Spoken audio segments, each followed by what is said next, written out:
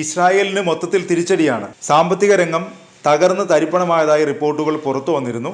അതിനൊപ്പം ഹിസ്ബുള്ള ശക്തമായ ആക്രമണമാണ് ഇസ്രായേലിനെതിരെ നടത്തുന്നത്. ഹിസ്ബുള്ള ആക്രമണം അതിരൂക്ഷമായതോടെ നെതന്യാഹു രാജ്യത്ത് 48 മണിക്കൂർ അടിയന്തരാവസ്ഥ പോലും പ്രഖ്യാപിച്ചിരുന്നു.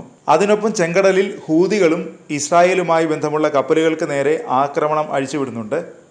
ഏറ്റവും ഒടുവിൽ ഗ്രീസിന്റെ എണ്ണക്കപ്പലിന് നേരെയാണ് ഹൂതി ആക്രമണം ഉണ്ടായത്. ആക്രമണത്തിൽ തീപിടിച്ച കപ്പലിന്റെ തീയണയ്ക്കാൻ പോലും ഇതുവരെ കഴിഞ്ഞിട്ടില്ല.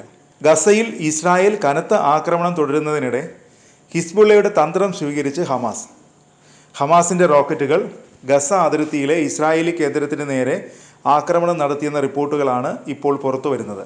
ആക്രമണത്തെ തുടർന്നുണ്ടായ അഗ്നിബാധ ജനവാസ മേഖലയിലേക്കും പടർന്നതായാണ് റിപ്പോർട്ടുകൾ.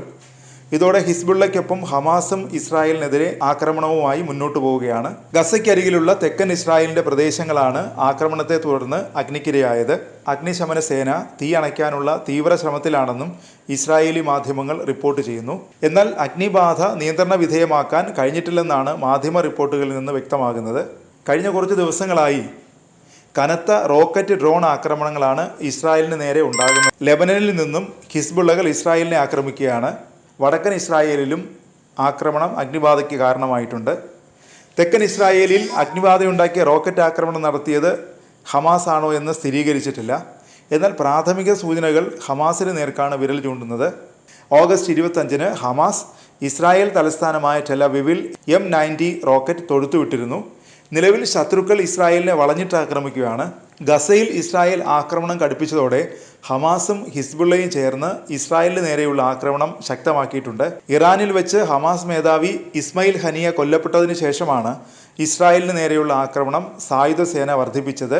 ഹിസ്ബുള്ള കമാൻഡർ ഷുവാസ് ഷുക്കർ കൊല്ലപ്പെട്ടതോടെയാണ് ഹിസ്ബുള്ള ഇസ്രായേലിന് നേരെ അതിശക്തമായ പോരാട്ടം തുടങ്ങിയത്.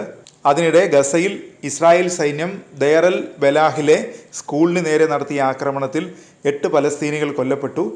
വെസ്റ്റ് ബാങ്കിൽ മറ്റൊരു ആക്രമണത്തിൽ 10 പലസ്തീൻ പൗരന്മാരാണ് കൊല്ലപ്പെട്ടത്.